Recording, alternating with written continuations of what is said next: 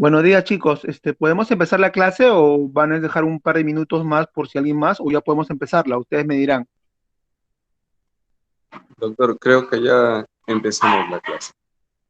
Empezamos entonces. Muy bien.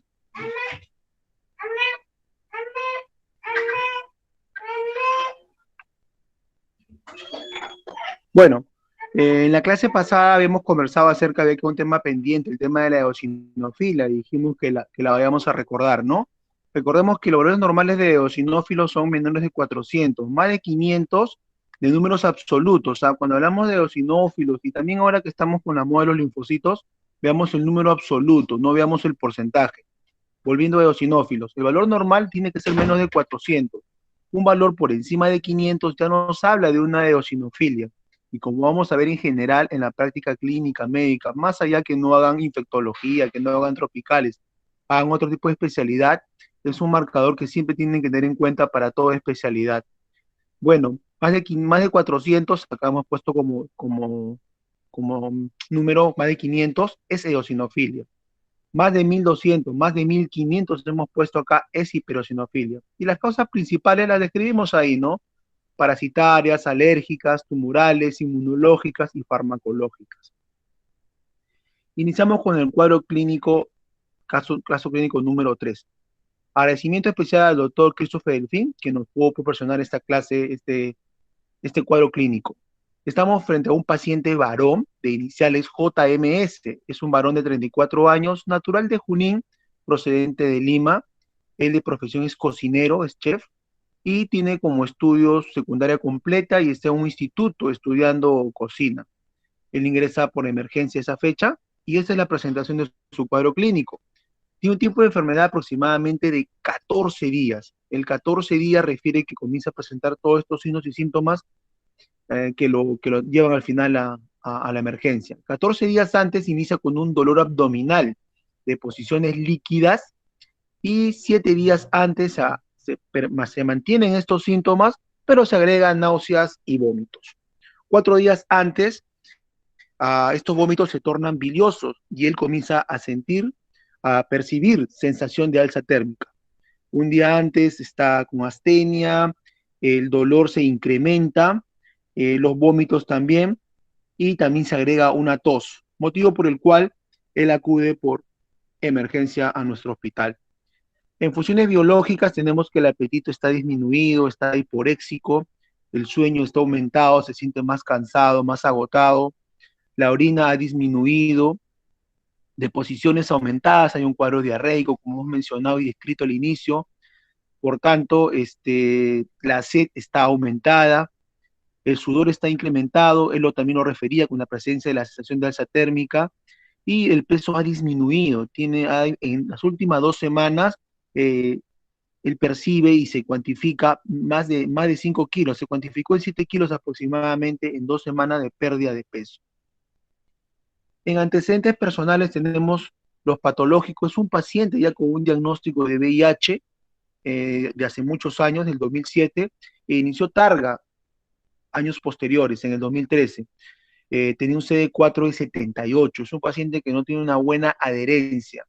El éxito de esta enfermedad, el éxito del control de esta enfermedad, que no es curable, pero es tratable y se puede controlar, es el cumplir con el tratamiento, a lo que se denomina adherencia. Cuando un paciente no tiene una buena adherencia, no cumple con el tratamiento, la enfermedad no se puede controlar y tiene todas las complicaciones. Y un marcador importante es que el CD4 esté por debajo de 200, a lo que denominamos SIDA, ¿no? Es un paciente en estadio SIDA, un CD4 por debajo de 78, una carga viral y de 289.045, y tiene un otro antecedente de importancia. El VIH es una condición, como hemos dicho, ¿no? Condición, es toda aquella situación de enfermedad que es de forma permanente, que no se puede, aún no es curable, ¿no? Y cuando hablamos de antecedente, es una condición, es una situación de enfermedad que se puede tratar y curar, ¿no? Como es el caso de la tuberculosis.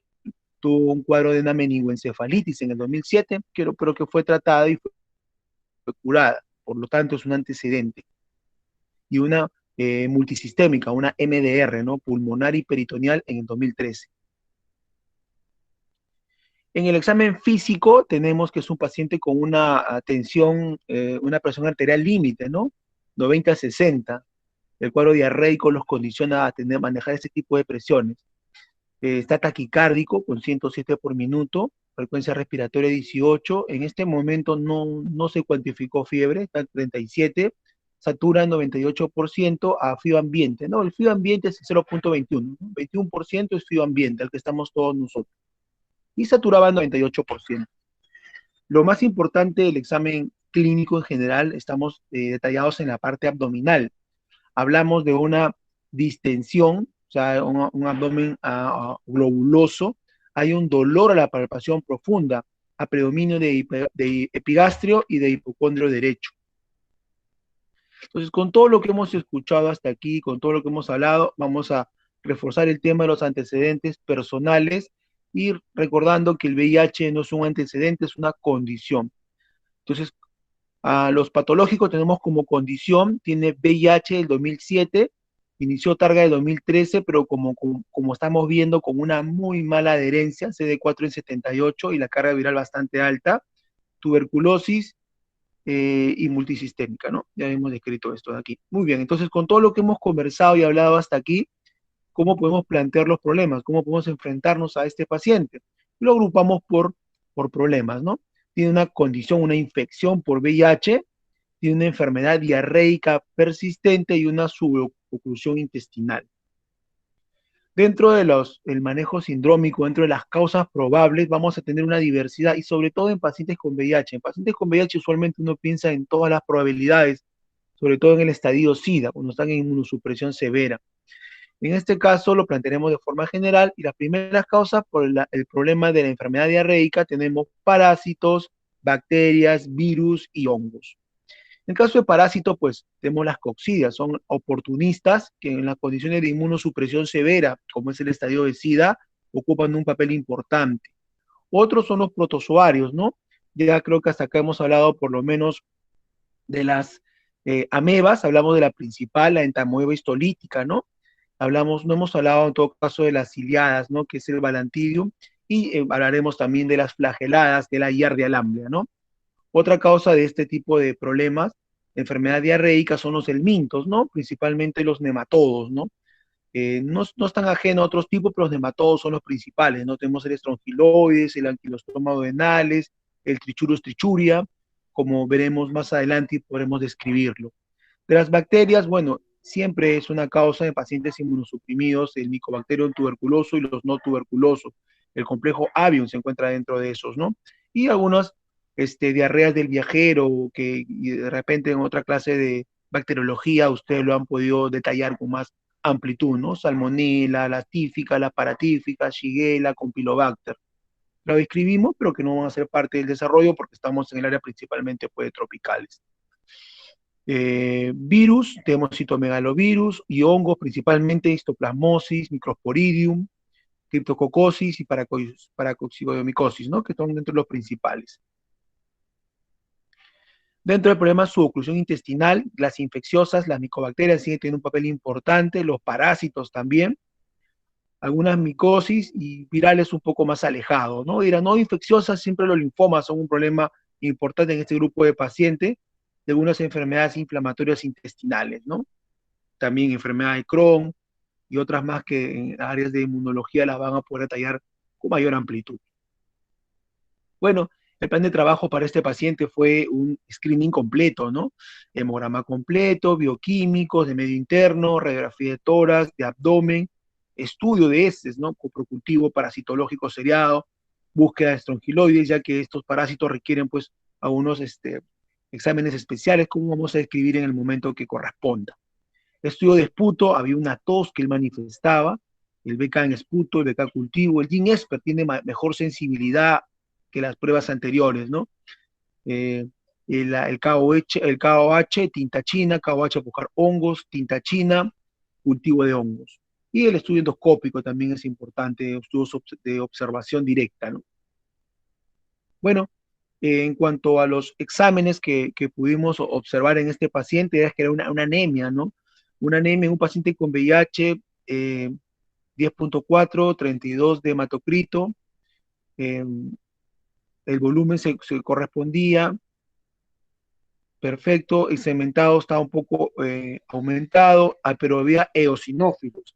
Si nosotros cuantificamos de forma matemática, recuerden que les había mencionado que para eosinófilos la parte más importante es el número absoluto, ¿no?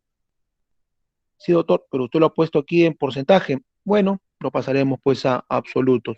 Leucocitos sería 8.530, ¿no? Y si le sacamos el 8.6%, sería 733. O sea, estamos hablando pues de una eosinofilia, ¿no?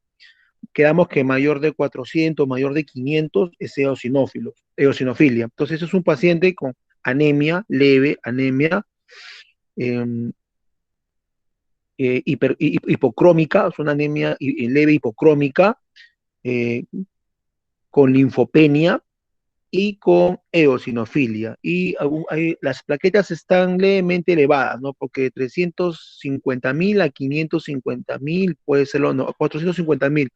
Las plaquetas pueden revelar un estado inflamatorio. Es importante también tenerlas en cuenta. En cuanto a la glucosa y la urea, valores normales, creatinina 0.7. Recordemos que la creatinina, como es bien cierto y ustedes lo saben, mide pues la función renal, pero también mide el sistema nutricional. Muchos pacientes caquéticos con disminución de la masa muscular tienden a tener creatininas disminuidas, ¿no? Entonces habría que valorar también este paciente, su paciente con VIH, estadio SIDA, ¿no? De una enfermedad bastante larga, crónica, prolongada, con mala adherencia, un paciente caquético, ¿no? Entonces la creatinina puede traducir eso. Electrolitos están dentro de lo normal, no, aparentemente no hay ninguna alteración a ese nivel. Muy bien. Proteínas totales, tenemos aquí disminuidas, un paciente con desnutrición. La función hepática, por lo menos las enzimas, no se describen alteradas. El DHL es un marcador inflamatorio, tampoco se describe alterado. Y el PPD nos habla de contacto con TB, ¿no? Lo más probable es que este paciente marque cero porque está en una inmunosupresión severa, ¿no? No que no haya tenido contacto, porque este paciente ha tenido contacto y ha tenido enfermedad, sino que el PPD, pues por la inmunosupresión severa, no está marcando. En cuanto a la radiografía de tórax, la póstero anterior, ¿no? Y la lateral izquierda, por lo menos no se ven efusiones, no se ven pequeñas secuelas, pero algo activo relacionado con TB no impresiona adenopatías parailiares elevadas, por lo menos no hay efusiones, no se ve nada quizás un aumento de la trama bronquial sí se podría describir, pero cosa más relevante no observamos en esta radiografía de tórax. La radiografía de abdomen y de cúbito y de pie, vemos un abdomen distendido, ¿no? Vemos las asas distendidas. Hay tránsito intestinal porque los ríos ciroaderos estaban presentes, hay presencia de diarrea, de flatos, pero vemos que está distendida, ¿no? Está distendida. Se le tomó también una endoscopía digestiva alta, vemos parte pues del duodeno, edematizado, con pequeñas lesiones ulcerosas, y ven un trasfondo rojo y decolorada, ¿no? Y un intestino con alteración en su estructura, decolorado, eritematoso, levemente hematizado, es lo que observamos principalmente. Entonces, dentro de esto, el enfoque diagnóstico jamás deben ignorar una eosinofilia, mayor si es de 1000. En este caso era 700, recuerdo, ¿no? 750 aproximadamente, ¿no? Aunque esta sea sintomática. La etiología siempre, frecuentemente, da a la cabeza fármacos, parásitos, virus, cánceres, patopatías malignas, hay que pensarlo. Y causas inusuales están descritas ahí, ¿no? Entonces, dentro de lo que nosotros nos involucra, es un paciente con VIH, estadio SIDA, inmunosupresión, pensar principalmente pues en las causas parasitarias, ¿no? Tenemos, por ejemplo, los intestinales, el ascaris, los oxuros, tricocéfalos, ¿no? El trichurus trichuria, los nemátodos, estrongiloides, anquilostomas, los anquilostomas también, causa principal. Toxocara canis también es una causa probable, ¿no? Y ahí está el resto de problemas descritos, ¿no? Y los diagnósticos según lo que corresponda. Entonces, dentro de esto empezaremos con los tricocéfalos, pues, y mencionaremos a la Trichurus trichuria como una posibilidad, ¿no? Este es normalmente la mayoría de parásitos y enfermedades gastrointestinales tienen que tomar en cuenta que tiene un factor bastante importante epidemiológico. Usualmente pues compromete las zonas tropicales y subtropicales por el tema climatológico, por el tema de la pluviosidad, ya que la lluvia, la humedad, el calor le dan las características apropiadas para que estos organismos pues puedan reproducirse y multiplicarse. Pero hay otro aspecto importante, que es un aspecto que a veces lo converso con alumnos del extranjero, el tema social, ¿no? Lamentablemente para estas zonas, estos lugares, estas regiones que tienen cercanía a las zonas tropicales y subtropicales tienen un problema económico, su estructura social y económica tiene muchas debilidades y estos problemas pues salubridad es lo que le da el caldo de cultivo sumado a lo climatológico que estamos describiendo para que estos problemas de salud pues sean endémicos en estos lugares. Bueno, Trichurus trichuria es una de esas, común en regiones tropicales y subtropicales. Normalmente pues ocupa el intestino grueso, adherida al colon, al ciego y al colon, pero cuando la infestación es mayor, esta puede desplazarse hasta el recto, ¿no? Va a depender pues de la carga parasitaria. La esperanza de vida de la trichura usualmente sin tratamiento, sin manejo, hasta un año pueden subsistir. Los machos y las hembras miden hasta 50 milímetros. Recordar que para estas especies siempre pues la hembra tiende a ser un poco más grande que los machos. Inicialmente cuando la carga parasitaria es baja, es poca, son asintomáticos. En la mayoría de personas infestadas es asintomático, pero en determinadas circunstancias, niños, ancianos, inmunosuprimidos, van a tener mayor problema y en ellos es que va a desarrollar síntomas y problemas de salud que podemos describir más adelante, ¿no? Mayor de 300 gusanos, ¿no? Son los que generalmente o usualmente van a generar síntomas y problemas, ¿no? Sus problemas en general normalmente son diarreas o disenterías, ya que la mayoría de estos parásitos pues atraviesan, penetran, son invasoras, ¿no? Y en esa penetración van a producir lesiones, microúlceras, ¿no? Sangrados y otros problemas que vamos a describir más adelante. Bueno, este es el ciclo biológico de la Trichuris trichuria, ¿no? Como vemos, la fase infestante porque va a infestar, va a ingresar al organismo este parásito, es el huevo embrionado, ¿no? El huevo larvado en todo caso. Este huevo, con este gusanito desarrollado, que requiere las características climatológicas de las zonas tropicales y subtropicales, calor, humedad, ingresa por vía oral, por una mala higiene, por ingesta de elementos contaminados, ¿no? Aguas no salubres, tierra, contacto con estas zonas, ingresan por la vía digestiva alta, por la vía oral. Al ingresar, pues esta va a atravesar todo el sistema gástrico, más esta capa le va a permitir soportar y en el intestino delgado pues se va a liberar este gusanito, ¿no? Se va a liberar y luego va a migrar hacia la zona del intestino grueso, específicamente el ciego y el colon, ¿no? Donde va a poder desarrollarse tanto el adulto macho como hembra, donde va a penetrar parte de la mucosa y en esta penetración, en su fijación, va a generar problemas de salud, ¿no? Dolor, cólicos, pequeños microsangrados. Y cuando la infestación es severa, como vemos más adelante, inclusive puede producir prolapso. En niños, sobre todo en la zona de África y del sudeste de Asia, cuando la infestación es enorme, la carga parasitaria es alta, puede producir pues una pérdida de la tensión muscular. Esta penetración esta perforación de la mucosa va a generar daño a nivel muscular de estas fibras musculares y esto va a producir una distensión, una pérdida de tensión y el músculo pues puede protuirse, en este caso generar prolapso rectal. Aquí vemos pues ¿no? Las dos especies, el macho y la hembra, como vemos usualmente la hembra va a ser un poco más grande, ¿no? De mayor tamaño que el macho, ¿no? Trichuria, bueno, recibe ese nombre porque inicialmente en la parte alta es delgada, como un cabello, y en la parte baja es un poquito más grueso. Las manifestaciones clínicas de este parásito, en la mayoría, como hemos descrito, son asintomáticas, no generan problemas, daños ni molestias, pasan desapercibidas y tienen enfermedades crónicas con reinfecciones. Pero en algunos casos, como hemos mencionado, niños, ancianos o en todo caso a un grado de inmunosupresión, pueden producir cuadros de diarrea, con moco y o sangre, ¿no? La colitis es uno de los síntomas principales y la disentería, ese es con sangre, sobre todo cuando son más de 200 o más de 300 gusanos en promedio.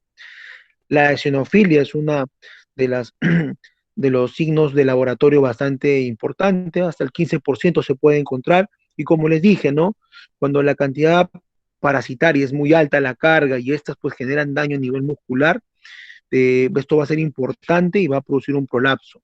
El prolapso sobre todo a nivel rectal. O sea, como les dije, el huevo ingresa por la vía oral, se deposita en el intestino delgado, se abre, pero las formas adultas viven en el intestino grueso, ciego y colon principalmente. Pero cuando es muy alta la carga, van hacia la zona rectal y cuando es, como le dije, es alta, van a producir un daño estructural en la parte de la musculatura y van a producir pues un prolapso rectal, ¿no?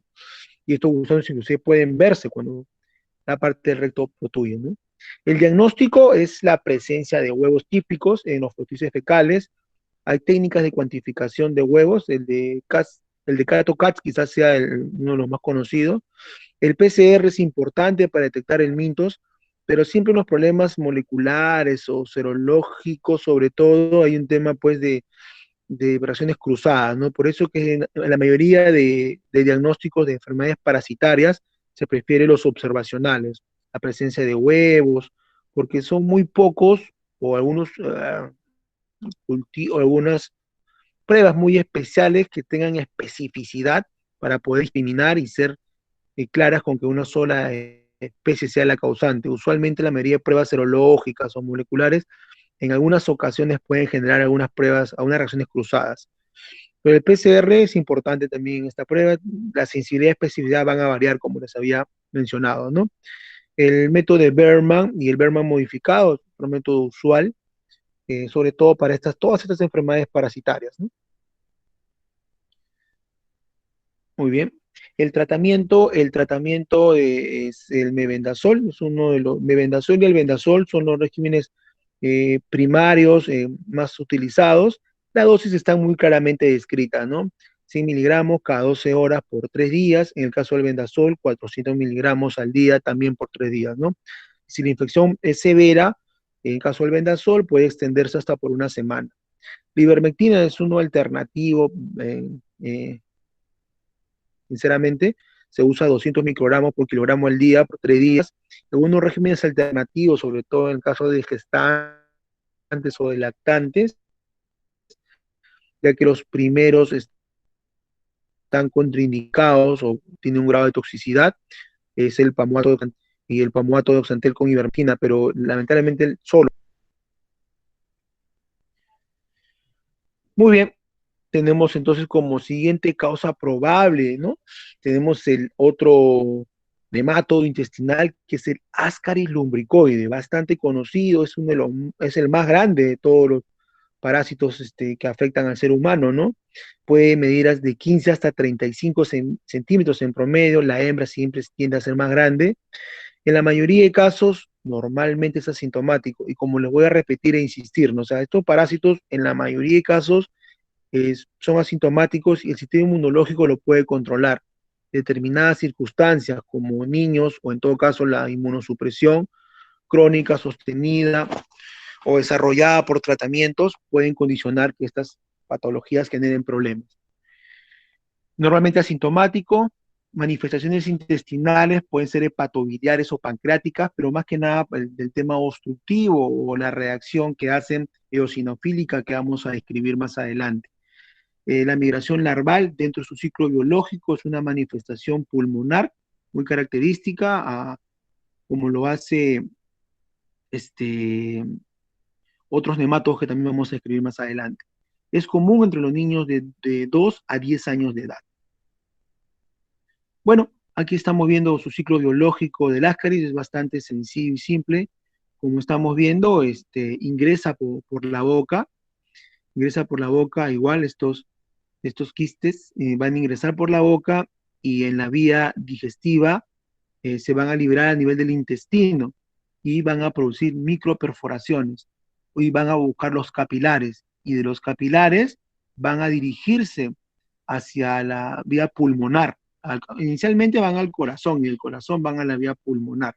En la vía pulmonar lo que va a producir, pues de los capilares van a pasar a los alveolos y de los alveolos van a seguir el tracto bronquial, como ustedes saben, hacia la parte alta. En la parte alta, en la zona de la faringe, donde se comunica la vía respiratoria con la vía digestiva, van a ser deglutidos, para luego de nuevo ingresar a la vía digestiva y alojarse ya y vivir como adultos en la vía intestinal. Macho y hembra, donde normalmente habitan. A diferencia de otros parásitos, el Aspergillus lumbricoides no es, no es en todo caso, tan invasiva en el sentido de buscar alimentación. Normalmente vive a expensas de lo que las personas ingieren como alimento. Eh, una de las causas principales de sus problemas van a ser más que nada obstructivos, más que invasivos. Inclusive su pase por la vía pulmonar muchas veces pasa desapercibida. Es confundida muchas veces con cuadros virales, respiratorios, con infecciones que ceden rápidamente. Pero a este ciclo, a este pase que ocurre por la vía pulmonar, se denomina síndrome de Loffer, ¿no? Hay muchos parásitos aparte del ascaris, como por ejemplo estrongiloides, como lo veremos más adelante, que también comparten esta similitud, ¿no? El síndrome de Loeffler, de atravesar en su ciclo biológico por la vía pulmonar. Manifestaciones clínicas, insistimos en eso, la mayoría asintomática, ¿no? En la fase temprana de 4 días a 2 semanas aproximadamente desde la ingesta de huevos, se va a producir una migración de larvas por los pulmones, a la cual puede asociarse, como describimos, tos seca, disnea, fiebre, sibilancias, malestar subesternal y algunas veces un esputo hemoptoico, pero que esto pues cede rápidamente. En algunos casos puede una urticaria en la primera semana de enfermedad dependiendo de la carga parasitaria. Siempre los signos y síntomas en estas enfermedades va a estar sujeta a la carga parasitaria. Cuando la carga es muy alta puede haber urticaria o cuando hay una presensibilidad o una predisposición del organismo individual también podría haberlo, ¿no? El 15% puede desarrollar hepatomegalia, hay un síndrome también de una respuesta eosinofílica a nivel hepática, de un 15% de este grupo. La linfadenopatía es muy rara, no se ha apreciado, no se ha escrito, y los síntomas generalmente desaparecen alrededor de la primera semana, más o menos 2, 3 días, ¿no? Ya en la fase tardía, cuando ya llega ya a la vía digestiva, ha llegado al tracto bronquial, ha sido deglutida por la faringe, ha sido deglutida a través de la faringe hacia la vía digestiva, ya luego va a recién comenzar a, digamos, a poner huevos, ¿no? La hembra fertilizada. Las molestias abdominales van a ser anorexia, náuseas, vómitos, diarrea. En algunos casos puede haber obstrucciones abdominales, dolor abdominal agudo, ¿no? En algunas ocasiones se ha descrito, ¿no? Por el volumen de cantidad, el tamaño y la carga, obstrucciones a nivel biliar, colestasis. Estas pueden complicar, como ustedes saben, su comunicación con el páncreas, una pancreatitis. Y en algunas ocasiones, y me ha ocurrido verlo, sobre todo en las zonas de provincia fuera de Lima, fuera de la capital, en la zona de la sierra, hemos descrito y hemos observado apendicitis a causa de ascaris. Un cuadro de apendicitis aguda y en la incisión quirúrgica, cuando se apertura la parte intestinal, vemos ahí ascaris, ¿no? Ubicados ahí en la zona intestinal, en la parte del apéndice. El diagnóstico va a ser principalmente la visualización de larvas, ¿no? De ascaris en secreciones respiratorias o aspirado gástrico. Como les había mencionado, cuando este parásito, ¿no? En su ciclo biológico atraviesa el tracto bronquial hacia la zona de la faringe, en algunas oportunidades, así como su ciclo normal es ir hacia la vía digestiva y luego regresar al intestino, en determinadas circunstancias puede tomar otra ruta y puede irse a la zona nasofaringea y salir por la nariz, salir por la boca misma, ¿no? O en todo caso, que es muy raro, yo no lo he visto, han descrito por el oído. Yo sí he visto, ¿no? En niños por la nariz y por la boca, ¿no? Parásitos largos, enormes, ¿ah? De Ascaris. Pero hay descrito por el oído y también está pues en la literatura, ¿no? Bueno, el examen de heces no es útil obviamente cuando está en la fase pulmonar, ya que para que pongan huevos tiene que estar en el intestino en la fase adulta, ¿no? Y normalmente pues en las fases iniciales tempranas de su desarrollo, el Ascaris sigue el ciclo de Loeffler, ¿no? Y tiene que llegar al intestino recién para poner huevos. En la fase pulmonar no se va a observar esto, ¿no? El método de Berman y Berman modificado es el más útil, como recordarán en sus clases ya que han llevado de parasitología seguro, pues, ¿no? Estos métodos se basan pues en coleccionar las heces y ponerles un espacio diferenciado de agua tibia, ¿no? En una copa o en un recipiente pendiente, en la cual eh, por el calor y por la humedad, los parásitos pues tienden a pasar a estas zonas y ahí luego de una centrifugación se pueden coleccionar y observar de forma más sencilla. Bueno, aquí vemos pues, ¿no? Ya una diseminación pues enorme, una muestra quirúrgica, ¿no? La obstrucción que ha producido este parásito, ¿no?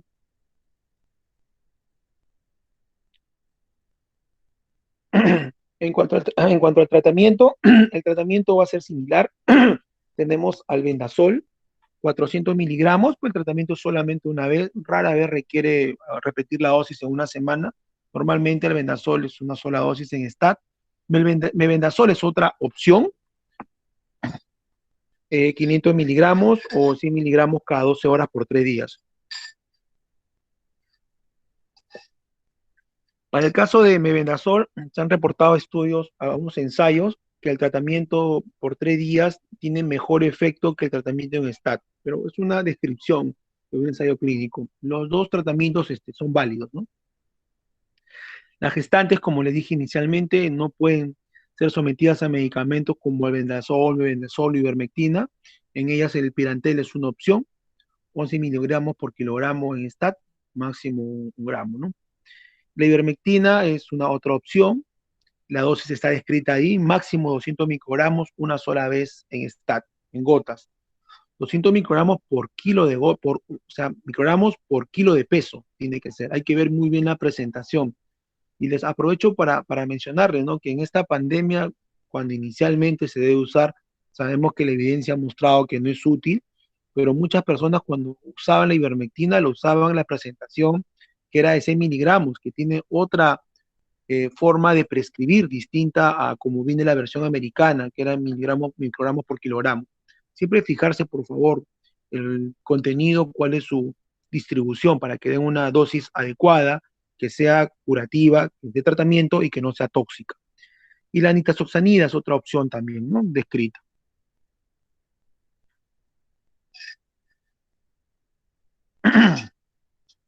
Bueno, estamos acá ya con otro tipo de parásitos y aquí ya tenemos ya los flagelados, ¿no?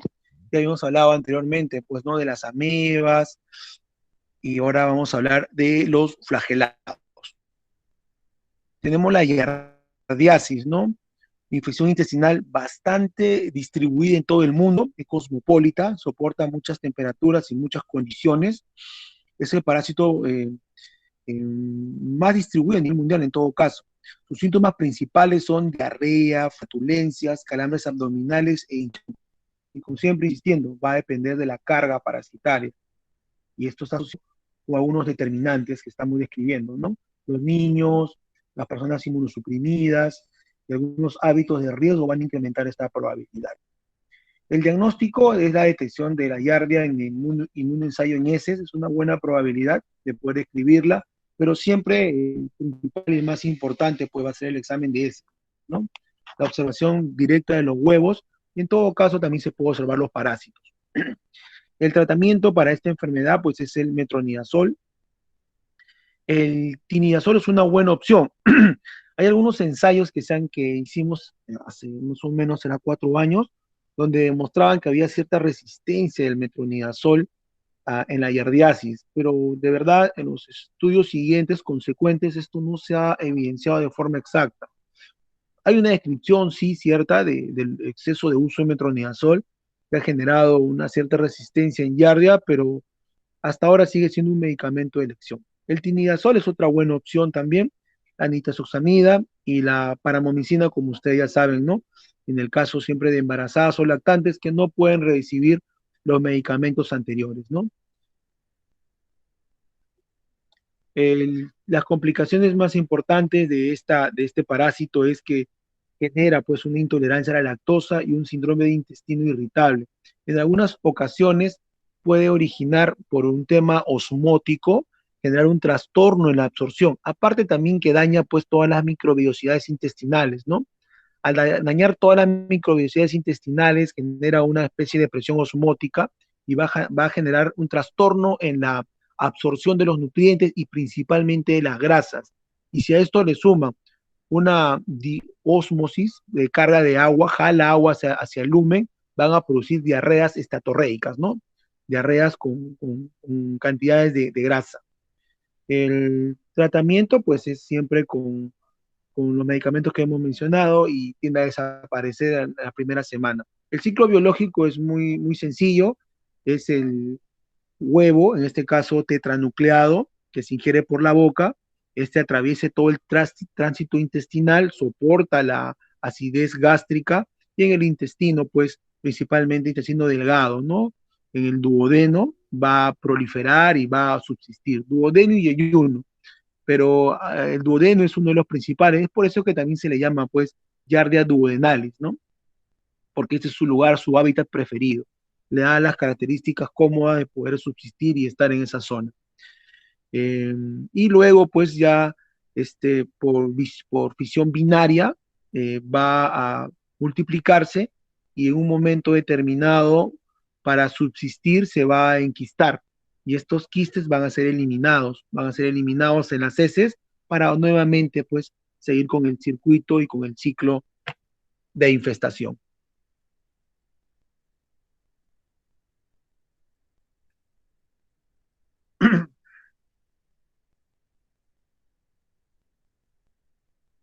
Bueno, ahora pasamos a otros parásitos, tenemos a otros nematodos, tenemos la uncinaria, ¿no? La uncinaria, pues, es una infección por anquilosoma, ¿no? Tenemos principalmente dos agentes etiológicos para esta infección. Tenemos el anquilostoma duodenale, o conocida como uncinaria del viejo mundo, ¿no? Está descrita principalmente para los países mediterráneos, ¿no? Irán, India, Pakistán y el lejano oriente. Y para allá, para el Nuevo Mundo, para la zona tropical o neotropical, tenemos el Necatur americanus, ¿no? Propio en América del Norte y del Sur, África Central, Indonesia, Islas del Pacífico Sur y partes de la India. El anquilostoma ceylanicum también ha sido asociado a enfermedades en seres humanos. Eh, Normalmente se ha identificado en perros y gatos, pero hay algunas descripciones de problemas de salud en humanos.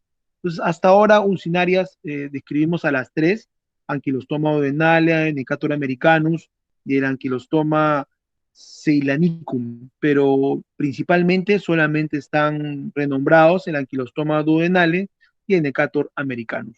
Hablan también de Ankylostoma canis, ¿ah? Pero eso principalmente se ha visto en afección, pues, en perros. Su asociación de enfermedad en seres humanos no está muy bien descrita o no está muy bien todavía definida en todo caso. Bueno, ambas infecciones, anquilostomas duodenales o Necator americanos, se conocen, pues, de forma coloquial como uncinarias o uncinariasis, en todo caso por la enfermedad que producen. Es una geomiltiasis, o sea, producto de la tierra, porque quiere decir que para afectarte de esto tienes que estar sobre la tierra, ¿no? Pisando la tierra, como vamos a describir muy claramente su ciclo biológico. La fase infectante en el humano es la fase larvaria denominada pilariforme. Lo vamos a ver en el ciclo biológico de forma más gráfica y sobre todo, pues, en regiones rurales donde la gente tiene contacto con la tierra. Muy bien, vamos a verlo acá en el ciclo biológico. Bueno, como vemos, se elimina este huevo no embrionado, que luego se embriona, y este huevo, pues, va a liberar a una forma el parásito llamado rhabdiforme. Esta forma rhabdiforme va a madurar hacia una forma filariforme. Y esta forma filariforme tiene tendencia, pues, ¿no?, a buscar la piel o contacto humano. En este caso, entre las zonas interdigitales del pie, porque son las zonas, digamos, donde la piel es más, eh, menos densa, es más frágil y con facilidad puede atravesarlo. Va a atravesar todos estos capilares, va a seguir toda la circulación sistémica y va a llegar pues hasta el corazón. En el corazón se va a distribuir, va a llegar hacia la vía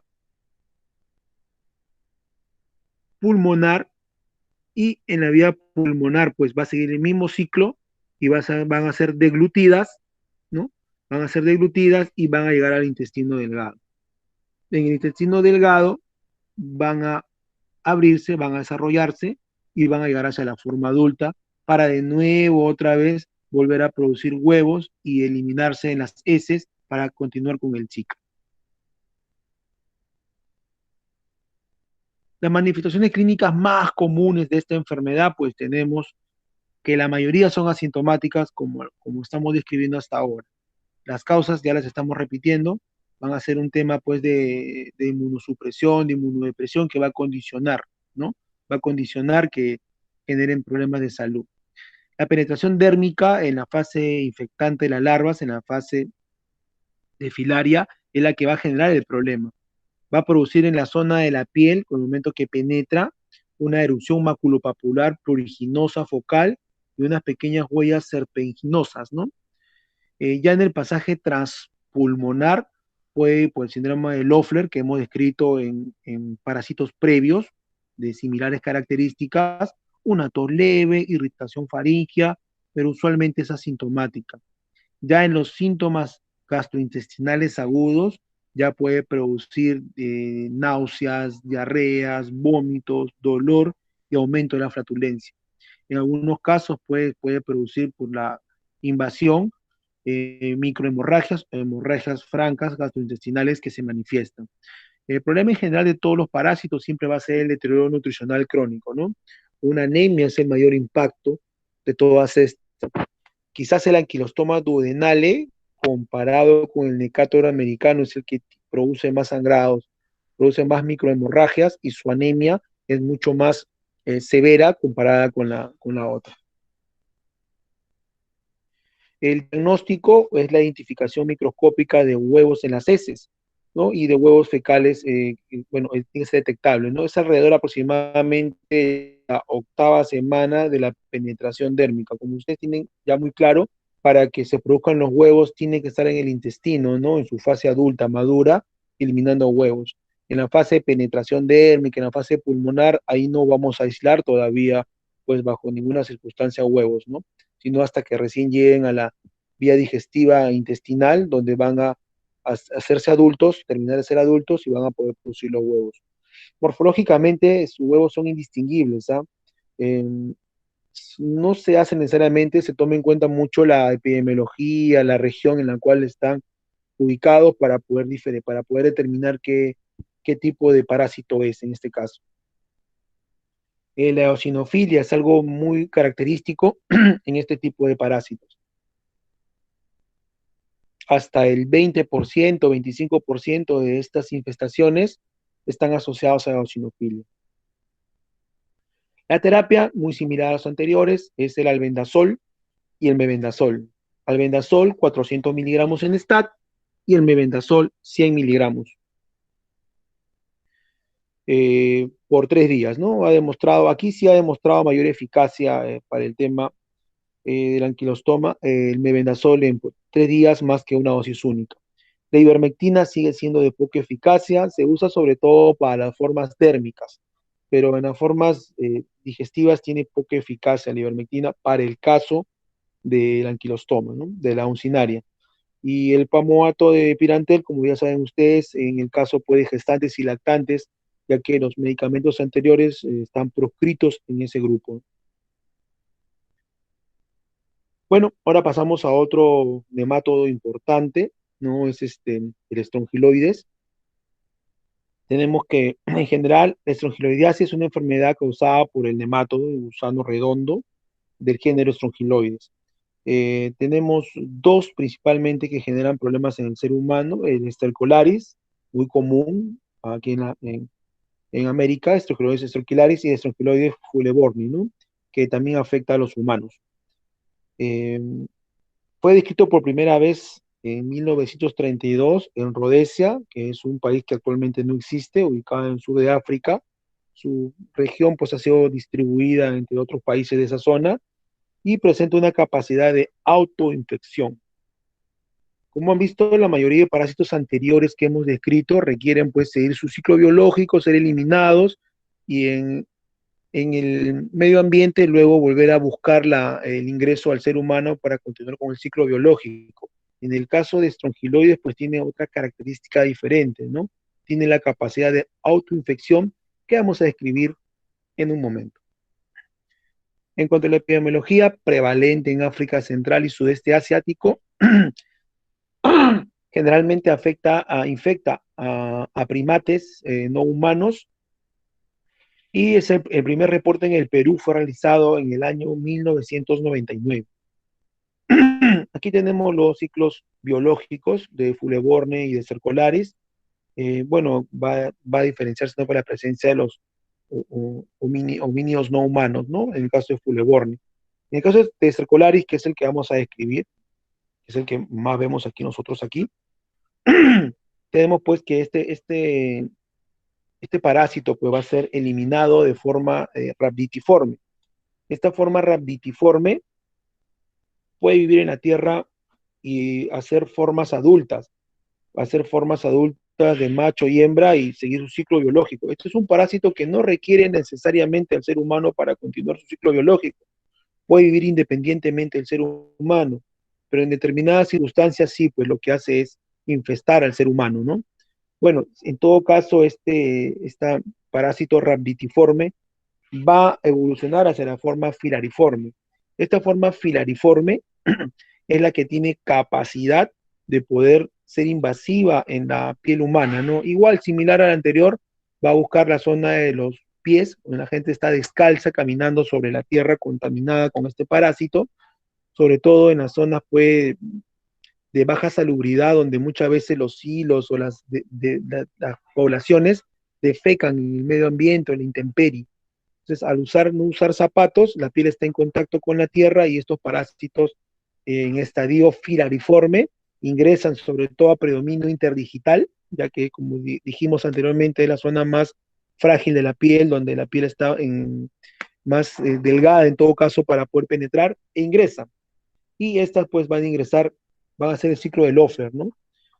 Van a llegar a los capilares, van a seguir el ciclo y al final van a llegar hacia la vía pulmonar.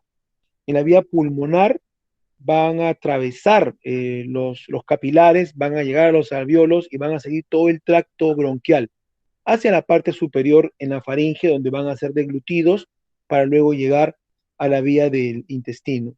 En el intestino, pues, van a madurar hacia la forma adulta, pero hacia la forma de hembra, o sea, el, es, el estrongiloides que invade al ser humano es la hembra. O sea, se ha identificado que la hembra es la que ingresa al ser humano. Jamás se ha encontrado un estrongiloides macho, en todo caso, como infestación en el ser humano. Y va a ingresar y el intestino pues va a penetrar la mucosa, la submucosa, y a diferencia de otros parásitos que usualmente solamente penetraban, este va a penetrar y va a vivir dentro del tejido. Es otra característica importante, ¿no? Autoinfección y aparte de eso va a vivir, es un tisular, es un parásito intratisular. Va a vivir, va a poner sus huevos y luego de eso el adulto, el huevo cuando ya eclosiona, sale a la forma rhabditiforme y va a ser eliminado en ese. Entonces acá vemos también dos tipos de reproducción. Vemos una reproducción sexual que lo hace cuando está en la tierra y evoluciona hacia la forma adulta, macho y hembra, y producen sus huevos. Y tenemos otra forma asexual, ¿no? En la cual la hembra misma va a poner huevos. A esa condición se le denomina partogénesis. Entonces, este estrongiloide tiene esa característica, ¿no? Aparte de autoinfección, tiene la capacidad de tener doble tipo de reproducción, sexual y asexuada, la asexuada por partogénesis, y es un parásito pues intratisular, ya que vive dentro del tejido y luego va a salir cuando ya pues, una vez que pone el huevo, eclosiona, y este huevo pues tiene que buscar el intestino para poder ser expulsado y continuar con el ciclo biológico que comúnmente describimos, ¿no? Muy bien. Aquí vemos que la transmisión va a ser por el contacto con el suelo, como lo hemos dicho, la autoinfección, ya la hemos descrito, y también está descrito en el caso de lactancia materna.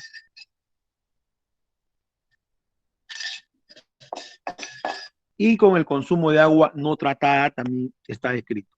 Los factores de riesgo siempre van a ser las edades extremas, la inmunosupresión y la malnutrición severa. Sobre todo los factores de riesgo para hacer formas severas que vamos a describir más adelante.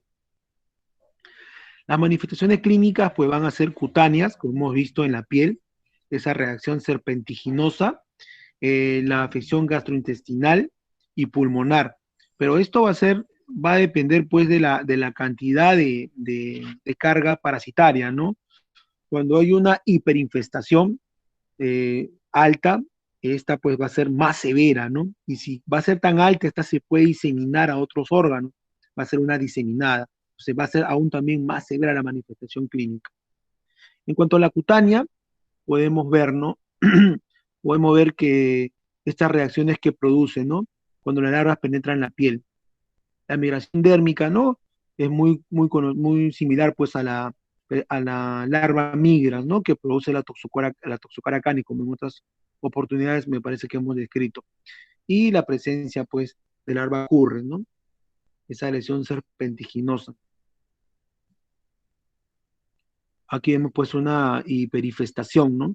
Toda la zona del abdomen y en parte el miembro inferior de una extremidad, ¿no? En la parte gastrointestinal, pues van a producir diarreas, anorexia, náusea, vómitos, dolor abdominal. Y los gusanos adultos, pues van a inducir duodenitis, enterocolitis crónica, síndrome también de mala absorción.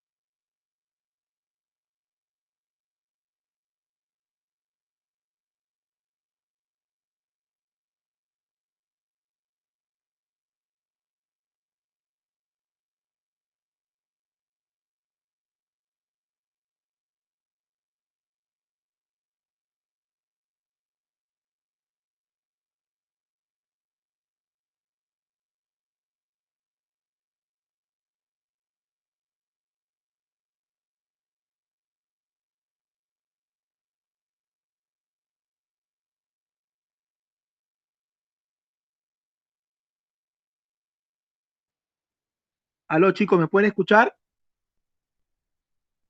Sí, doctor. Ahora sí, Ahora sí, Doc.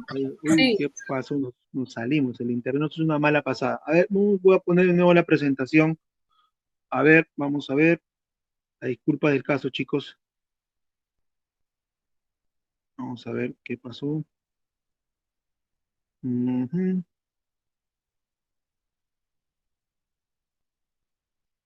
ujú.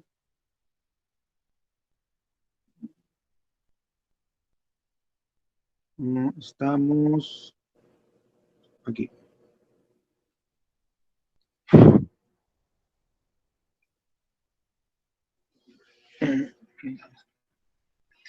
Eh, ¿Pueden ver la presentación?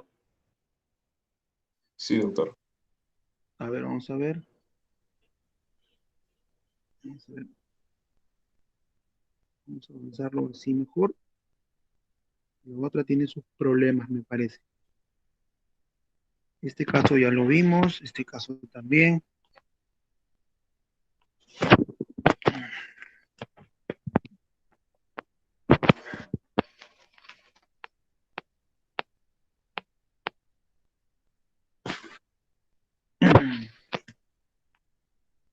¿Hasta qué punto me escucharon para poder saber? Uncinaria se escucharon, ¿cierto?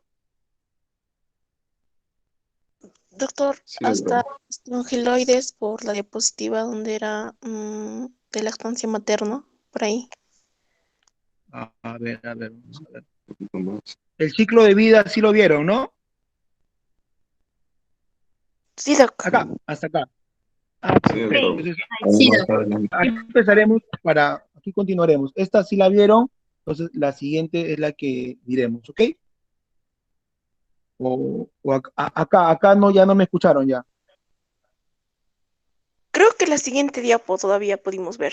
Ok, perfecto. Entonces, los factores de riesgo, como vamos a seguir insistiendo en estas enfermedades parasitarias, van a ser las edades extremas, niños, ancianos, la inmunosupresión y la malnutrición severa. Vamos a conectar un ratito, parece que la batería es lo que estaba bajándose. Un ratito.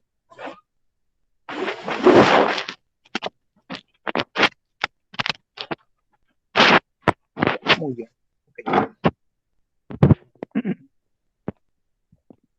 Ok. Ok, manifestaciones clínicas. Bueno, va a depender de en qué fase, en qué estadio está este parásito, ¿no? Como hemos visto, este parásito pues va a aprovechar la zona del contacto con la piel, con la tierra, para ingresar, es la vía cutánea, y va a dar manifestaciones a ese nivel, ¿no? Lesiones serpentiginosas, como la vamos a escribir más adelante. En el tema gastrointestinal y pulmonar va a depender pues de la carga parasitaria, depende de la hiperinfestación o la enfermedad diseminada. Usualmente, como hemos conversado en ciclo biológico, pues este parásito tiene características muy particulares que la diferencia de sus otros amigos nematodos, ¿no? Tiene capacidad de infestación y aparte de eso, este parásito es intratisular. Quiere decir que ingresa dentro de la mucosa, ingresa dentro del tejido y ahí vive. Ahí pone sus huevos y luego el huevo ya cuando eclosiona sale en forma radiatiforme para ser eliminado a través de la sepsis y de nuevo continuar su ciclo biológico normal. Pero ¿de qué forma tiene su reproducción? Ahí vemos dos tipos de reproducción, la sexual y la sexuada. La sexual es cuando la retiforme vive en el medio ambiente, en la intemperie, y madura adulto hembra o adulto macho. Y ahí va a poner sus huevos a través de esa unión, es la vía sexual. Pero cuando dijimos que solamente la hembra, ¿no? La hembra en fase filariforme atraviesa la piel del ser humano e ingresa y vive en el intestino, esta hembra va a reproducirse por una reproducción asexual, por partogénesis. Entonces ahí tenemos otra forma de autoinfestación.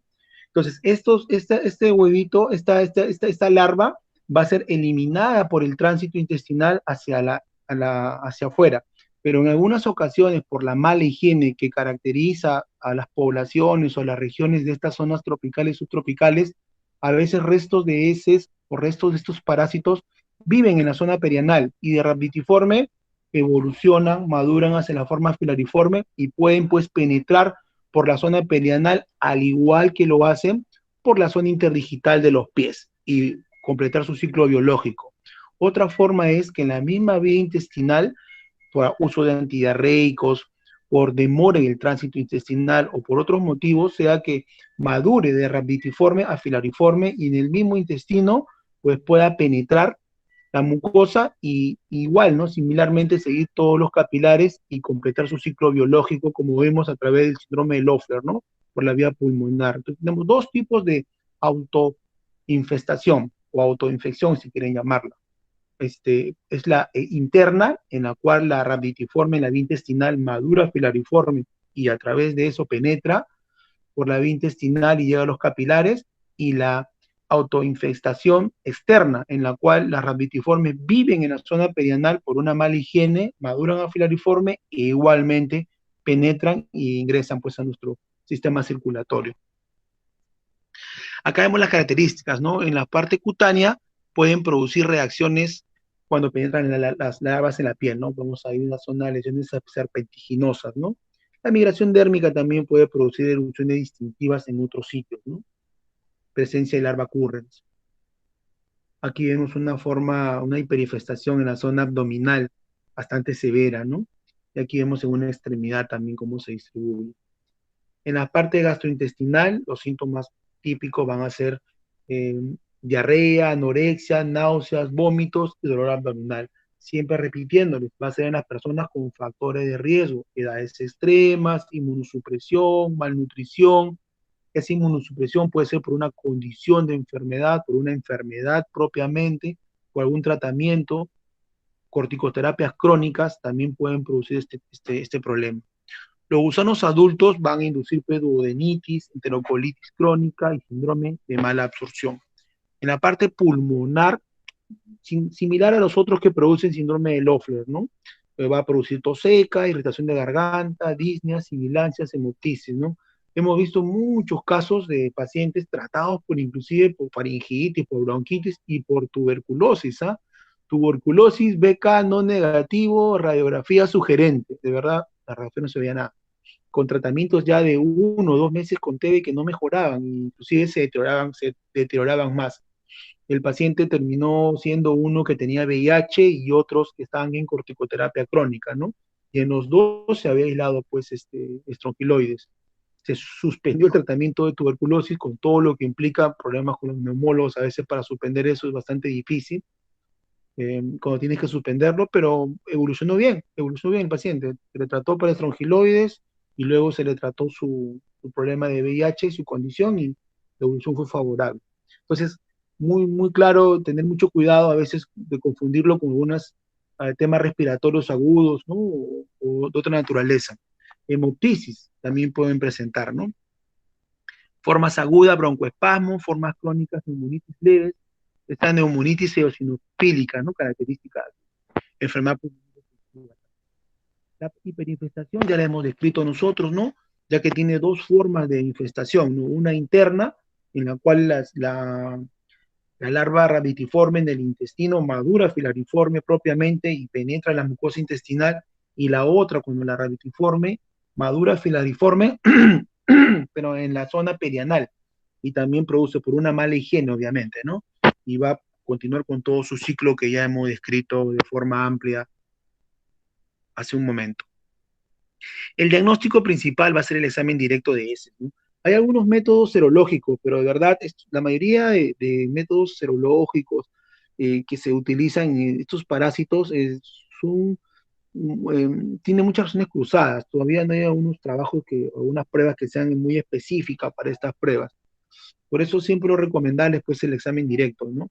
Quizás el método de Berman y el Berman modificado, que que usamos en Cayetano, sea uno de los más útiles, ¿no? Y el cultivo de agar placa, que también. Los últimos dos también son importantes, pero los dos que he mencionado, el modificado de Berman y el cultivo de agar placa, son bastante útiles, ¿no? Para hacerlo. La técnica de Berman, pues como ustedes recordarán en su clase de parasitología, pues consiste, ¿no?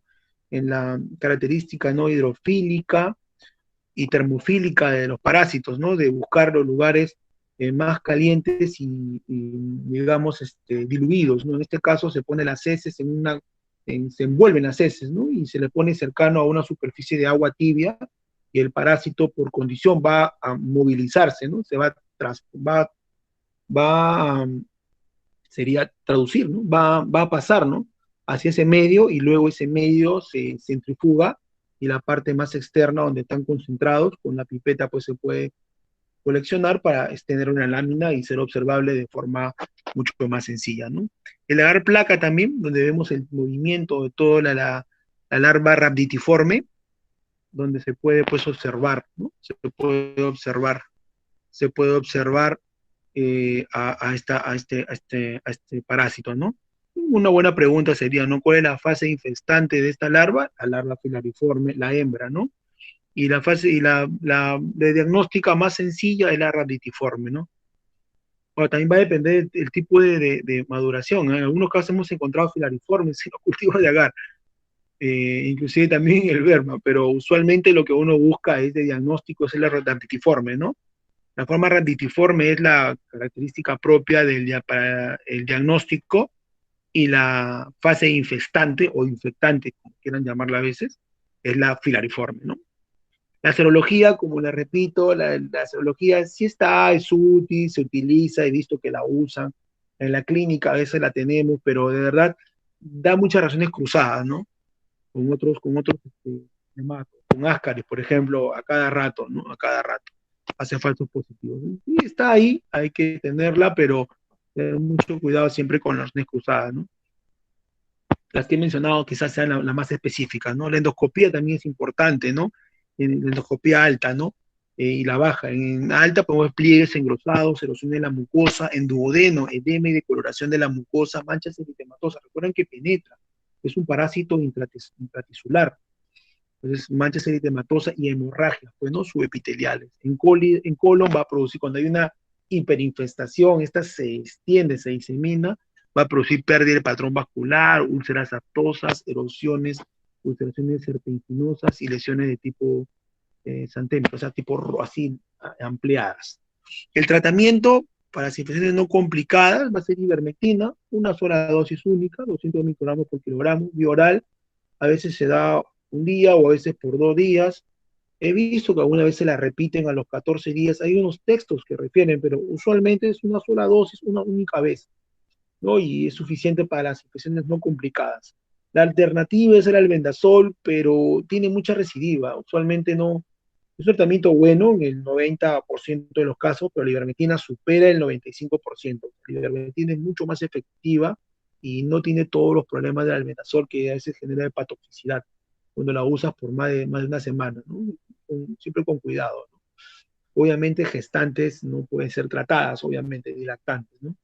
En el caso de la infección, en la hiperinfección y las formas diseminadas, ya esto tiene que ser diario hasta por una semana con ivermectina, ¿no?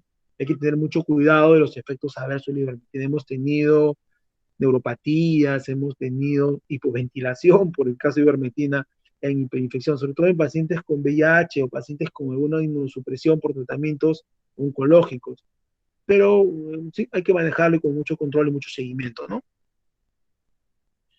Muy bien.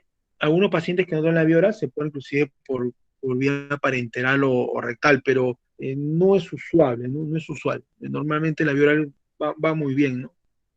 Bueno, como conclusiones tenemos para estrofiliasis, es una enfermedad relativamente frecuente en la población, pero sobre todo en esa población rural, ¿no? En la población que tiene un sistema de salud público, una infraestructura social bastante debilitada, y sobre todo esos climas templados, calurosos, con cierta pluviosidad, con cierta cantidad de lluvia, esa humedad, ese calor y ese problema social de su sociedad, de su estructura social, genera todo el caldo de cultivo para que esta sea una enfermedad endémica, ¿no? Por eso que las regiones tropicales y subtropicales son las que principalmente están afectadas, ¿no? En inmunosuprimidos siempre buscar hiperinfestación y forma diseminada usualmente las hacen, ¿no? Y el diagnóstico, les repito, hay en serología, sí es útil, se usa, pero el mejor es buscarlo siempre en la observación directa en heces, ¿no? Es el más usual, el más útil, ¿no? Bueno, veremos nuestro resultado de caso clínico. ¿Qué creen que haya salido? Mire, parasitológico salió strong, estaba cantado, ¿no? Paciente con VIH, inmunosuprimido, cuadro diarreico, extensión abdominal, anemia, mencionaba que tenía tos, un cuadro respiratorio, recuerden el síndrome de Loeffler, ¿no? O sea, tenía todo casi cantado para que sea estrongiloide, ¿no? Ni les voy a contar de qué fue tratado este paciente en la primera semana, porque ustedes se imaginan de qué fue tratado. Sí, por tuberculosis. Felizmente, rápidamente, en la primera semana nada más se pudo identificar y se cambió el tratamiento rápidamente, ¿no? Y aparte que los esputos y el cultivo mismo también para B caso todo negativo, el tratamiento tuvo una evolución favorable y ya con él ya se cambió su tratamiento para targa y ya después de un año su CD4 y carga viral estaban ya mucho mejor controlados, ¿no? También se observó pues en la dar placa, ¿no? Se hizo todos los estudios completos con este paciente, porque como le repito, ¿no? Porque para sacarlo de TB es bien complicado. Había que demostrar fehacientemente, sin lugar a dudas, que estos era únicamente estrongiloides. Y así fue, pues, ¿no? Muy bien. Aquí tenemos la forma tisular, ¿no? Muy bien. Bueno, caso clínico número 4. A ver, acá tenemos un paciente de iniciales JME, edad 33 años. Más... Chicos, ¿me están escuchando? Sí, ¿no? Sí, se Sí, escucha, Doc. doctor. Lo Ah, escuchamos. Sí, sí se perfecto, escucha. perfecto. Sí, Muy doctor, sí bien, se escucha. excelente. Entonces, perfecto. Entonces continuamos, pues. Bueno, un paciente varón, iniciales GME, 33 años, natural y procedente de Lima, grado de instrucción superior, era operario de construcción civil, viaje a Satipo. Satipo, para los que no son de Lima, no son peruanos, de repente, es una zona de la selva central, de Lima, zona tropical, ¿no? Había estado ahí hace un año, su mismo trabajo que lo habían enviado a construir. Tiene de condición VIH, ¿no? Es un paciente con VIH.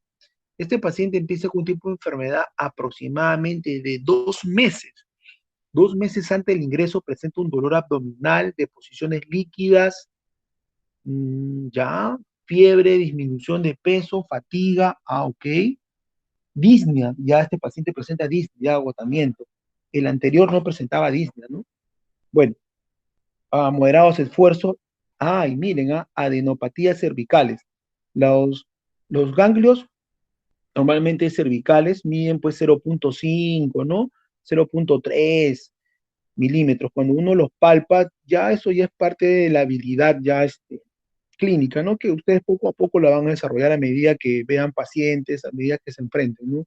Ya uno tiene ya más, así como cuando los ginecólogos tienen más o menos calculado por el diámetro de sus dedos, cuáles más o menos los conjugados obstétricos, todo, cuando ven a sus gestantes, también ustedes ya van a sacar el cálculo aproximado por la presión de sus manos, de sus dedos, aproximadamente cuánto es el tamaño de un ganglio, ¿no? Obviamente que eso hay que ratificarlo con una ecografía, ¿no?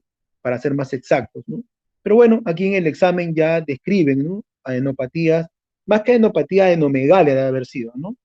Debe ser un ganglio aumentado de tamaño. Si esto es patológico o no, pues ya se verá en el transcurso de la investigación clínica, ¿no? Ganglios aumentados de tamaño, diremos mejor, ¿le parece? Cervicales y disnea leves esfuerzos, un paciente que ya se agota ya. Muy bien. Funciones biológicas, apetito disminuido, sed conservada, diuresis conservada, deposiciones, acá dice conservada, de repente estas diarreas existían, pero no eran tan severas en todo caso, o de repente para él ya era algo común. Ya muchos pacientes con VIH consideran que hacer deposiciones 4 o 5 veces al día para ellos es normal. A veces hay que volverles a reenfocarlos de que eso no es normal, pues, ¿no? O sea, 3 veces al día después de cada alimentación podría ser, pero ya la consistencia, el volumen es otra cosa, ¿no? Bueno, él en el examen había deposiciones líquidas y en la descripción de él conservada, sueño disminuido. En el examen físico, a ver, ¿qué tenemos de positivo? Bueno, aquí tenemos que está siempre su presión de ellos es una presión límite, ¿no? 90-60, taquicárdico, está taquimeico, ¿no? Miren, acá ya hay taquicardia y taquimeica. Si bien cierto la saturación no está alterada, es porque está en reposo. Entonces él refiere que cuando hace esfuerzos mínimos, ahí siente la disnea, no siente la falta de oxígeno. Esto debe ser en reposo, pero ya en reposo él está taquimeico, miren. O sea, respira más de 20 veces por minuto y está taquicárdico, está con 102. No se ve fiebre, no impresiona fiebre, no se describe fiebre en todo caso. y en general, pues el aspecto está en regular estado general, ¿no? Un paciente delgado, ¿no? La piel es pálida, llenado capilar menos de 2 segundos, no hay síndrome de choque, ¿no? Temas por lo menos circulatorios periféricos no se observa, ¿no? Aquí importante, adenomegalia, creo que eso era lo más importante, adenomegalia positivo. En cuello se palpan ganglios en región submaxilar cervical móviles, borde 2 centímetros, claro, pues 0,5 es lo normal, más de 0,5, algo no está bien, y acá marca, pues, ¿no? 2 centímetros por 2 centímetros. El tórax, el murmullo vesicular pasa muy bien, por lo menos no describe ruidos agregados, ¿no? En corazón tampoco hay alteración, en abdomen blando, depresible, ruidos sonoros positivos, por lo menos no hay visceromegalia, ¿no? Aunque el hígado está aumentado de tamaño, no, perdón, sí, ¿no? Acá estamos con un hígado de 2 centímetros debajo del reborde costal, hay una visceromegalia, ¿no? El vaso es bien complicado a veces describirlo, ¿ah? El espacio de trabio ocupado no describe, pues, no, una esplenomegalia, pero a veces de verdad, hasta para el oído más fino, eso puede pasar desapercibido. Ya en la ecografía abdominal uno la puede identificar. Pero el hígado sí, pues, el hígado sí, un médico ya a medida del entrenamiento ya se vuelve muy ducho, muy hábil en poder describirlo y aumentado de tamaño. Este hígado está aumentado de tamaño, hay una hepatomegalia. Tenemos una adenomegalia, una hepatomegalia y un síndrome doloroso, ¿no? Abdominal. Neurológico, bueno, no hay alteración aparentemente. Y aquí hay algunas fotos, miren. Miren, y si ustedes ven, se impresiona, pues, ¿no? Se ve el ganglio aumentado de tamaño, ¿no? No solamente lo veían, también no solo lo palpaban, también era observable esta adenopatía cervical en este paciente, ¿no? Muy bien. Examen de laboratorio, a ver, ¿qué tiene alterado? La glucosa dentro de lo normal, bueno, hemoglobina y una anemia, ¿no? Una anemia, no sabemos qué características es esa anemia, no si es microcítica o hipocrómica, bueno, no está, no está. Solo dice anemia nada más. Leucocitos, ya, ahí está la serie, vamos a verla después. Plaquetas, aparentemente todo dentro de lo normal, ¿no? A ver, ¿qué más pues alterado acá? La parte hepática, aparentemente también no hay, fosfatasa alcalina un poco elevada, ¿no? Fosfatasa alcalina 150, valor normal está de 297. TGO y TGP también algo elevado, sobre todo TGO, ¿no? Valor normal 35 a 40, una leve transaminasemia, una leve fosfatasa alcalina elevada. Bueno, y el CD4 en 55, eso es un paciente con VIH en estadio SIDA, pues, ¿no? Es un paciente en estadio SIDA, paciente que tampoco cumplía con su tratamiento. En el pulmón esta radiografía no es muy buena, pero es la que hay. Bueno, hay un reforzamiento del patrón, sí hay adenopatías biliares, no es la radiografía perfecta, una póstero anterior es mucho mejor, pero se observa por lo menos en el lado derecho una adenopatía pariliar, ¿no? Y una leve así como micronodular a nivel pulmonar, ¿no? Pero la radiografía no es muy buena, pero es lo que impresiona, ¿no? Sí, yo diría, pues, ¿no? Adenopatías pariliares a nivel pulmonar y un poco de refuerzo de la trama bronquial, y por ahí podría describir también un poco de mm, pequeños micronódulos, ¿no? Pero son muy finos, muy, muy finos. Muy bien, entonces, para no alargarla, pues vamos a hablar acerca de histoplasmosis en pacientes infectados con VIH. ¿Cómo? Así. Bueno, la histoplasmosis es una micosis, como ustedes saben, ¿no? Y se localiza en regiones geográficas específicas. Es de la micosis más común en pacientes con VIH en estadio SIDA, ya normalmente cuando el CD4 está menos de 150. Estos hongos tienen la característica de que ser dimórfico, quiere decir que tiene dos formas, ¿no? Forma de conidias y forma de levaduras. La forma de conidia es la que usualmente vive en el ambiente, porque la temperatura del ambiente tiene ciertas características, pero cuando estas son aspiradas por vía respiratoria, porque la vía de inhalación de las esporas es la forma infectante, ahí sí es infectante, forma infectante ingresa por vía respiratoria ya con la temperatura corporal y en el cuerpo adopta la segunda forma, que es la forma de levadura, ¿no? Entonces, y usualmente, pues, patógeno oportunista en pacientes con CD4 de 150. Primer punto, este paciente localizada en zona geográfica. Este paciente había estado en Satip, había estado en una zona tropical. Sí, doctor, sí, zona Satip, usted nos comentó que era una zona de la selva central. Sí, cierto. Es común en pacientes con SIDA. Este paciente está en estadio SIDA, CD450. Zonas templadas, excrementos de aves y murciélagos, asociado a las heces de los murciélagos, de las aves también. En algunas regiones, sobre todo en edificios abandonados donde las palomas a veces pululan, hemos encontrado casos también de histoplasmosis. Pero como los obreros eran pacientes, digamos, sin inmunosupresión, pacientes que no tienen enfermedades, han hecho formas leves, nada más que las comentaré más adelante. Pero incremento de aves y murciélagos importante. Muy bien, y ahí, menos de 150, este paciente tenía el 50, sí, pues tenía todo el chance de ir por ahí, ¿no? Presentación clínica puede ser pulmonar o puede ser diseminada. Muy bien. Pulmonar cuando solamente afecta al pulmón y diseminada cuando aparte del pulmón viaja a otros órganos y que puede afectar, ¿no? Principalmente a la zona hepática, a, a la médula ósea, como vamos a escribir más adelante. Muy bien, recordemos cuántos leucocitos tenía este paciente, es importante. Había una linfopenia, ¿no? Tenemos, miren, linfopenia, anemia, principalmente eso, ¿no? Tenía una visitopenia este paciente. Muy bien, muy bien. Como lo dice mi madre.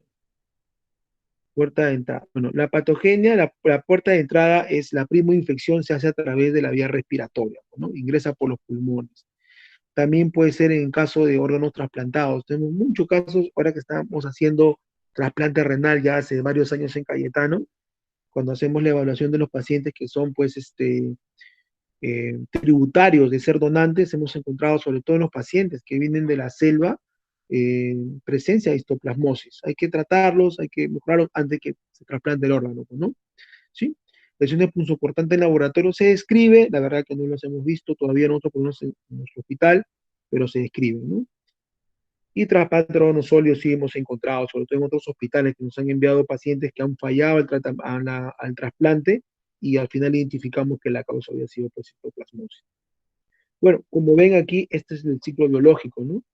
Las conirias, que son la forma infectante de este hongo, porque es un hongo el histoplasma, el hongo, ingresa por la vía respiratoria, va a la vía pulmonar, ahí se transforma en levadura. Y si el paciente tiene una sistema inmunológico normal, adecuado, pues la enfermedad solamente no va a pasar de un cuadro agudo y se va a autolimitar. Pero en pacientes con inmunosupresión, que ya hemos descrito ampliamente, pues van a ser la forma diseminada, ¿no? Se va a distribuir por vía hematógena, por vía linfática hacia otros órganos, ¿no? Principalmente, pues, a la zona abdominal y a la zona también de la médula ósea, ¿no? A la zona de la médula ósea. Muy bien. Aquí tenemos, pues, las hifas aceptadas, ¿no? Que son los conidios, que son la forma infestante, ¿no? La presentación clínica es bastante, digamos, general, muy inespecífica, muy sistémica, ¿no? La parte pulmonar lo que van a presentar es fiebre, escalofríos, mialgia, anorexia. El examen sí físico suele ser normal, pero en algunas formas puede describirse a nivel de la piel unas pequeñas lesiones, unas máculas a nivel de los miembros inferiores. Hemos encontrado pacientes con cuadros muy patognomónicos, pero por la lesión en la piel, al final hemos podido determinar que esto era pues histoplasmosis. Broncolitiasis, granuloma mediastínico se pueden encontrar. Recuerden que el granuloma es una reacción del cuerpo para poder controlar una infección, así como ocurre con la tuberculosis. O sea, el organismo intenta destruir a este invasor, a este agente patógeno, pero si no puede destruirlo, lo máximo que va a poder hacer es atraparlo, encarcelarlo en una cárcel, ¿no? Eso es el granuloma. Es una respuesta inmunitaria en un intento fallido de destruir al patógeno, pero lo logran atrapar. Genera granulomas mediastínicos, ¿no? Por eso se ven unas adenomegalias así mediastínicas a nivel pulmonar, mediastinitis fibrosantes. Otras manifestaciones pueden ser pericarditis o reumatológicas también, sí, claro. Miren, esta es una placa muy típica de un paciente con histoplasmosis. Son infiltrados reticulonodulares difusos, ¿no? Muy similar a una TB miliar. O sea, cuando ustedes de repente vean o han visto ya pacientes con TB miliar, esas pequeñas imágenes de tipo milia, ¿no? Pequeños micronódulos, así que ocupan ambos pulmones, que mucha gente lo confunde con TB. ¿Cuántos pacientes? Mira, si en estrongiloides y en otras han tratado, imagínense la confusión que hay con pacientes con histoplasmosis, es mucho mayor todavía. Pacientes tratados con histoplasmosis, perdón, tratados por TB que eran histoplasmosis, porque esta forma diseminada, y sobre todo si el paciente tiene VIH, lo primero que asocian es TB, ¿no? Y no está mal, hay que pensar en TB siempre, ¿no? Pero hay que buscar, indagar más en la epidemiología, ¿no? Para poder encontrar otras probabilidades diagnósticas. El diagnóstico es bastante complejo, de verdad que es una de las enfermedades más difíciles de poder identificar. Muchos pacientes, y tengo que ser honesto en esto, que han fallecido y nunca supimos que es histoplasmosis. O otros pacientes los hemos tratado sin aislar, pero la respuesta ha sido adecuada, ha sido entonces citoplasmosis. Es muy complicado, es una de las enfermedades más difíciles de poder diagnosticar. Por eso es que se piden varias muestras. Paciente que viene con característica típica de histoplasmosis, antecedente epidemiológico, haber viajado o estado en una zona tropical y tiene un cuadro característico o compatible, le pedimos todo para, para histoplasmosis. Examen de esputo, cultivos, tanto en sangre como en el aspirado de médula ósea. Normalmente sacamos del ilíaco, ¿no? Nosotros los infectólogos nos han entrenado para sacar muestras de aspirado de médula ósea, pero de la zona del ilíaco, de la cadera, ¿no? En el glúteo, en la zona de la cadera, sacamos muestras.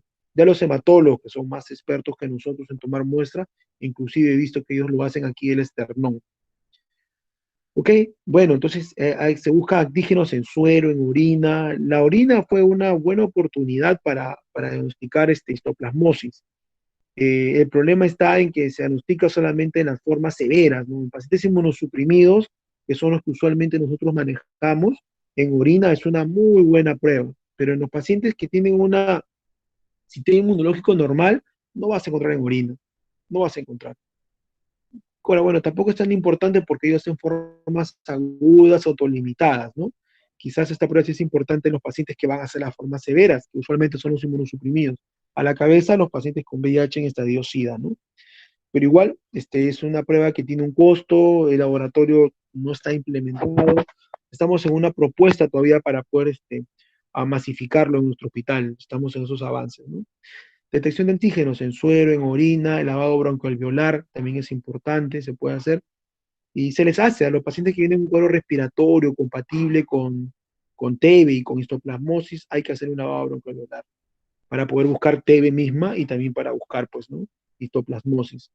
El líquido cefalorraquídeo también para las formas diseminadas, también es importante usarlo. Si hay signos neurológicos, ¿no?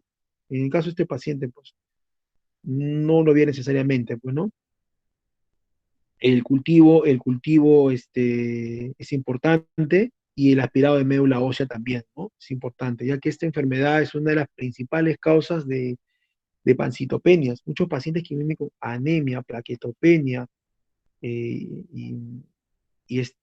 leucopenia, procedentes a ojo cerrado, 90% que este paciente, si no es un cáncer, es un histoplasmosis, ¿no? Y muchas veces hemos acertado identificando pues el agente etiológico, ¿no?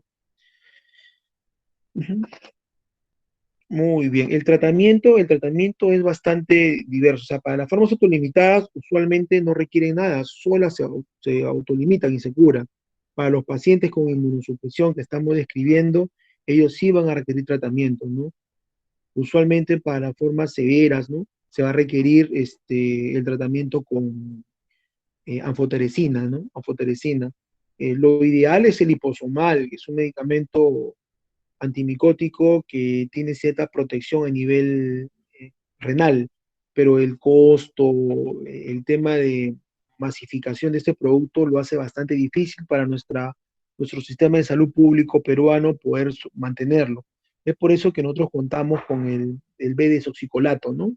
La anfotericina B-desoxicolato es un medicamento muy bueno, pero es nefrotóxico, por eso es que hay que vigilar muy de cerca la función renal de estos pacientes y es hipocalemiante, o sea, los niveles de potasio usualmente bajan. A todos los pacientes que estamos con tratamiento con anfoteresina, incluido los de histoplasmosis, tenemos que hacer una vigilancia diaria del nivel de potasio, porque el potasio baja 2, 2.1, hay que ponerle 1, 2, 3 retos, dependiendo, ¿no? Para que el potasio suba, luego que el potasio sube, de nuevo colocarle la anfotericina, y el tratamiento es diario. Ahora, el anfotericina es un medicamento que debe ponerse en forma lenta, ¿no? Se pone a microgoteo en 3 horas, 4 horas, o en todo caso es hasta en 8 horas para que no genere algunas reacciones. Es un medicamento que tiene que ser muy bien monitorizado. Usualmente estos pacientes tienen que hospitalizarse. Aparte de por la condición que tienen, aparte también por el tratamiento, que son medicamentos que pueden generar toxicidad, ¿no? Como le dije, ¿no? Baja los niveles de potasio, es nefrotóxico y en algunas ocasiones puede desarrollar algunas reacciones severas, ¿no? Un cuadro de anafilaxia, que son muy raros, ¿ah? De verdad yo solamente lo he visto 1 o 2 veces, pero manejados con dexametasona, 30 minutos antes de la colocación de la anfotericina, van muy bien, van muy bien.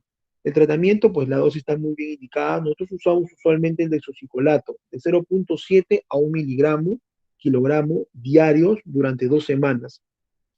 2 semanas, sí, usualmente. Algunos otros van a requerir un poco más, pero para forma diseminada, sobre todo cuando afecta al sistema nervioso central, sí requiere hasta 6 semanas. Pero en la mayoría de casos que hemos tenido pulmonar y en médula ósea, con 2 semanas ha sido un muy buen tratamiento para la fase inicial, pero luego este paciente tiene que requerir dos cosas: su tratamiento antirretroviral, porque hay que mejorar su CD4. Como ustedes han visto, pues, ¿no? Hay elementos importantes que van a frenar la diseminación del histoplasma, y uno de esos es el factor de necrosis tumoral, y este es producido directamente, ¿no? Por el interferón gamma y es directamente producido por la célula CD4. Entonces, hay que mejorar la célula CD4, porque estas infecciones suelen ser crónicas, van a estar de por vida en el cuerpo, pero mientras tu CD4 esté por encima, pues 250, por encima de 200, tú lo vas a tener controlado. El tratamiento es fase inicial, fosfoteresina B, diario, pero bien titulado la función renal, bien titulado el nivel de potasio, bien observado si hay alguna reacción anafiláctica, y luego de eso, pues, el itraconazol. El itraconazol, 200 miligramos, 2 veces al día, ¿no? Durante un año. Durante un año toma itraconazol. Itraconazol hay que tomarlo con juguito de naranja. Si ustedes ven algunas revistas, y eso me parecía bastante anecdótico, que escribían pues como el itraconazol se absorbe mejor en medios ácidos, lo ponían con Coca-Cola. Está escrito, creo que después lo han borrado, pero era bastante anecdótico ver que sea Coca-Cola. Nosotros lo ponemos pues con jugo de naranja, con limonada, ¿no? Un jugo ácido para que puedan tener una mejor absorción el itraconazol. ¿Ok? Y aparte de eso, por un año, ¿no? Y su targa, pues, ¿no? El paciente tiene que iniciar su targa, cambiar su targa o empezar targa, como sea, tratamiento antirretroviral para que ese CD4, en el caso del paciente con VIH, ¿no? Ese CD4 pueda subir, ¿no? En el caso de pacientes oncológicos, ya oncología tendrá que determinar, suprimir, bajar la dosis de los inmunosupresores que está usando en tratamientos con corticoterapia. Pacientes que tienen corticoterapia crónica, a veces hay que titularlo. Hemos tenido pacientes sobre todo con trasplante. Como ustedes saben, ellos usan pues inmunosupresores, a veces corticoides, y a veces eso hay que titularlo porque justamente ha sido la causa de que este oportunista, que es el histoplasma, haya aprovechado pues para generar enfermedad y daño, ¿no? En el caso que es por trasplante, usualmente fracasan. Por eso es que es importante que en etapa previa, cuando el paciente va a ser receptor o va a ser donante, se haga un buen screening.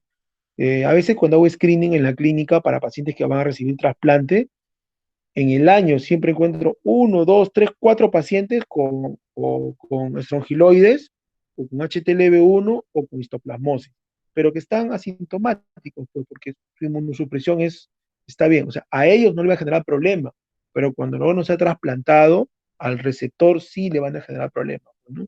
A la larga, con los inmunosupresores que va a recibir para disminuir el rechazo, estas enfermedades pueden proliferar y hacer formas, pues, eh, patogénicas, severas para el paciente, ¿no? Muy bien, muy bien, muy bien, muy bien, muy bien. Vamos a coger esto. Muy bien. Bueno, conclusión, la primera causa en zonas endémicas de pacientes con SIDA es histoplasmosis, pero en cualquier condición de paciente inmunosuprimido, por cualquiera que fuese el motivo, también están en riesgo. Los pulmones hacen la primoinfección, son el portal de entrada. Es un hongo dimorfo, claro, lo dijimos, ¿no? Está en el ambiente como conidias.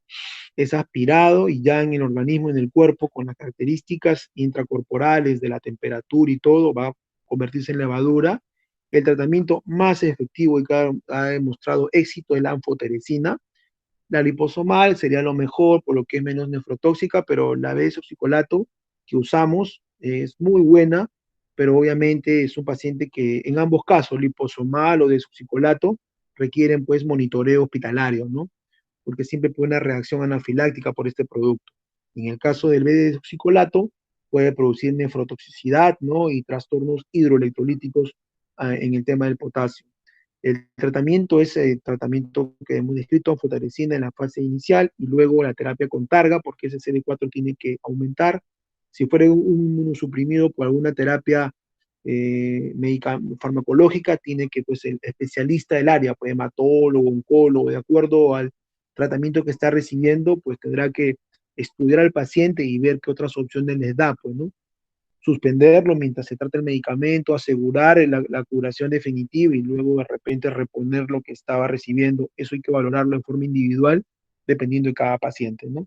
En nuestros pacientes con VIH es la terapia targa lo que va a mejorar su CD4, eso está indiscutible.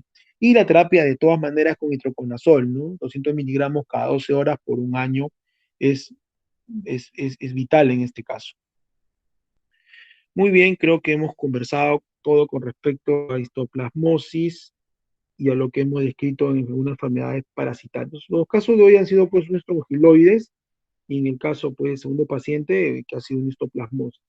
Histoplasmosis ongodimórfico, existen dos tipos, ¿no? El capsulatum y el dubocei. El dubocei normalmente en las zonas de África afecta a la piel. El capsulatum es el que nosotros hemos descrito en este caso clínico, ¿no? No sé si hubiera alguna pregunta, alguna duda o algo que haya quedado de repente eh, eh, por conversar.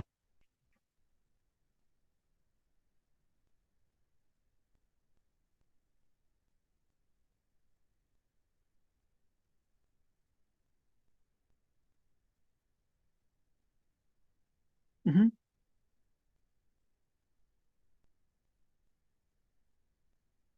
¿Aló? ¿Me escuchan? Sí, doctor, lo escuchamos. Sí, doc. Allá. Creo que ha Excelente. estado Preguntas, bien dudas. entendido.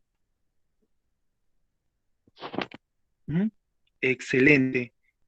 Pues chicos, sé que tienen otra clase después, me parece, ¿no? O tienen que descansar para otra clase más. No hay problema, si hubiera preguntas, las hacen llegar.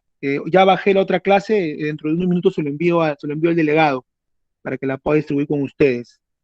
Chicos, no habiendo más preguntas, creo que podemos dar por finalizada la clase de hoy, ¿les parece? Sí, Sí, doctor. doc, muchas gracias. Perfecto, chicos, saludos, por favor, nunca se alejen de Dios, es lo más importante, sobre todo en estos momentos que la humanidad está atravesando estos momentos difíciles, ¿no? Saludos a cada uno de ustedes, bendiciones a cada uno de ustedes, nunca se alejen de Dios, cuídense. Estaremos corriendo con el delegado a la próxima clase ya en esta semana, viendo que ustedes puedan también, pues, ¿no? Cuídense, hasta luego. Listo, doctor. Muchas gracias. Hasta luego. Gracias, doc.